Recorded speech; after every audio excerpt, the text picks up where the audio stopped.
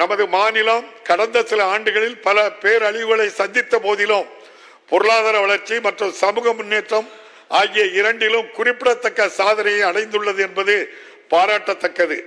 சென்னை மற்றும் அதன் சுற்றுவட்டார பகுதிகளை எதிர்கொண்ட மிக்ஜாம் புயல் மற்றும் தென் மாவட்டங்களில் வரலாறு காணாத மழையால் ஏற்பட்ட வெள்ளப்பெருக்குகளால் மாநிலம் அடுத்தடுத்து 2 பெரும் இயற்கை பேரிடர்களை சந்தித்தது. மிக்ஜாம் புயல் காரணமாக சென்னை, திருவள்ளுவர், செங்கல்பட்டு மற்றும் காஞ்சிபுரம் மாவட்டங்களில் 44 மணி நேரம் வரலாறு காணாத அளவில் தொடர்ந்து பெருமழை பெய்தது. வெள்ள நிவாரண நடவடிக்கைகளை உடனடியாக மேற்கொள்ள முழு அரசு இயந்திரமும் போர்க்கால அடிப்படையில் முடுக்கிவிடப்பட்டு நிவாரண பணிகளை மாண்புமிகு முதலமைச்சர் அவர்கள் தலைமையிலான அரசு மேற்கொண்டது. திறமையான திட்டமிடல் மற்றும் செம்பரம்பாக்கம் நீர்த்தேக்கத்தின் நீர் மேலாண்மை போன்றவற்றால் மனித உழைப்புகள் மற்றும் சொத்து இழப்புகள் பெருமளவில் குறைக்கப்பட்டுள்ளன. எனினும் பலத்த மழையால் அதிக அளவில் வெள்ளம் ஏற்பட்டதால் லட்சக்கணக்கான மக்கள் தங்கள் உடைமைகள் மற்றும் வாழ்வாதாரத்தை இழக்க நேரிட்டது. அரசால் மேற்கொள்ளப்பட்ட துரித நிவாரணம் மற்றும் சீரமைப்பு பணிகளின் விளைவாக பெரும்பாலான பகுதிகள் ஒரு சில நாட்களிலேயே இயல்பு நிலைக்கு திரும்பின. மிக்ஜாம் புயலின் பாதிப்பில் இருந்து நமது மாநிலம் மீள்வதற்கு முன்னரே தென் மாவட்டங்களான திருநெல்வேலி, தூத்துக்குடி, தென்காசி மற்றும் கன்னியாகுமரி ஆகவே வரலாறு காணாத கனமழையால் ஏற்பட்ட வெள்ளப்பெருக்கால் மிகவும் பாதிக்கப்பட்டன. இப்பகுதிகளில் ஏற்பட்ட வெள்ளப்பெருக்கினால் கணிசமான அளவில் உயிரிழப்புகள் ஏற்பட்டு உடைமைகளும் சேதமடைந்தன.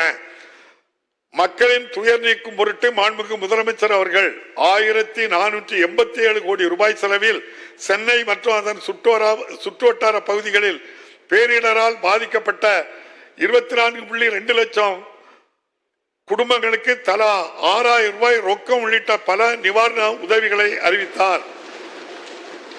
மேலும் திருநெல்வேலி மற்றும் தூத்துக்குடி மாவட்டங்களில் பெரிதும் சேதமடைந்த பகுதிகளில் பாதிக்கப்பட்ட 6,63,000 குடும்பங்களுக்கு ரொக்க நிவாரண உதவியாக ரூபாய் 6000 திருநெல்வேலி, தூத்துக்குடி, கன்னியாகுமரி மற்றும் தென்காசி மாவட்டங்களில் சேதமடைந்த பகுதிகளில் உள்ள பாதிக்கப்பட்ட சுமார் 14,31,000 குடும்பங்களுக்கு தலா 1000 ரூபாய் வீதம் 541 கோடி ரூபாய் செலவில் வழங்கப்படும் என்பதை அறிவித்தார்.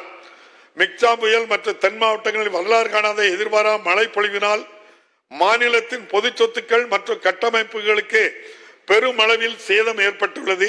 எனவே தற்காலிக மற்றும் நிரந்தர மறுசீரமைப்பு பணிகளுக்காக தென் மாவட்டங்களுக்கு 18,244 கோடி ரூபாயும், சென்னை மற்றும் அதனை சுற்றியுள்ள பகுதிகளுக்கு 19,692 கோடி ரூபாயும் நிதி தேவைப்படுகிறது. இப்பேரழிவின் பாதிப்புகள் குறித்து ஒன்றிய அரசிடம் வழங்கப்பட்ட 2 விரிவான அறிக்கைகளின் அடிப்படையிலும் ஒன்றிய அரசு அலுவலர் குழுவின் நேரடி ஆய்வின் அடிப்படையிலும் தேசிய பேரிடர் நிவாரண நிதியில் இருந்து உடனடியாக ஒன்றிய நிதி வழங்கும் என்று நம்புகிறோம். இயற்கை பேரிடர்களை திறம்பட கையாண்ட இந்த அரசிற்கு எனது மனமார்ந்த பாராட்டுகளை தெரிவித்துக் கொள்கிறேன். எதிர்வரும் மாதங்களில் நமது மாநிலம் அதன் பொருளாதாரமும் இந்த பாதிப்புகளில் இருந்து வலிமையுடன் மீண்டலும் என்று உறுதியாக நம்புகிறேன். இயற்கை பேரிடர்களால் ஏற்பட்ட பெரும் நிதி சுமை நிலவும் நிலையில் சரக்கு மற்றும் சேவை வரி நடைமுறைப்படுத்தப்பட்டதை தொடர்ந்து மாநிலங்களின் நிதி ஆதாரங்களை திரட்டும் திறனும் வெகுவாக பாதிக்கப்பட்டுள்ளது.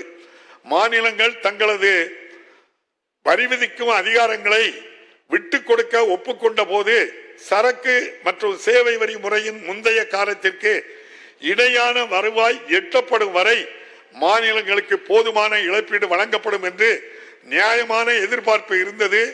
ஆனால் ஒன்றிய அரசு 30/6/2022 அன்று சரக்கு மற்றும் சேவை வரி இழப்பீட்டு முறையை நிறுத்தியதின் விளைவாக ஒவ்வொரு ஆண்டும் அரசுக்கு ஏறத்தாழ 20,000 கோடி ரூபாய் பற்றாக்குறை ஏற்பட்டுள்ளது.